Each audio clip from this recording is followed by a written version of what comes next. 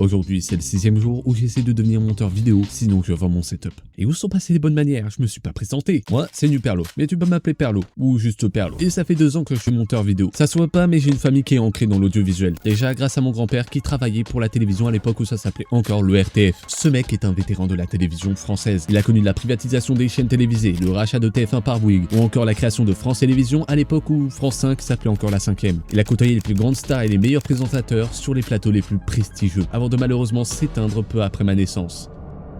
Ce que j'ai retenu de lui, c'est que c'était quelqu'un de très sérieux et rigoureux dans son travail, mais où on voyait qu'il était passionné par ce qu'il faisait. Et surtout, mon frère, qui m'a motivé à faire du montage alors même que j'avais 6 ans. À l'époque, il montait sur Windows Movie Maker, et avec le temps, j'ai vu sa progression, passant de Windows Movie Maker à Vegas Pro à Premiere, avant de finir sur DaVinci Resolve. En plus de m'avoir appris des techniques que j'utilise aujourd'hui dans mes montages, c'est quelqu'un de très sérieux et de très calme dans ce qu'il fait. Alors la question que je me pose, c'est est-ce que je vais pouvoir succéder à mon grand-père et surpasser mon frère, ou vais-je finir au McDo ?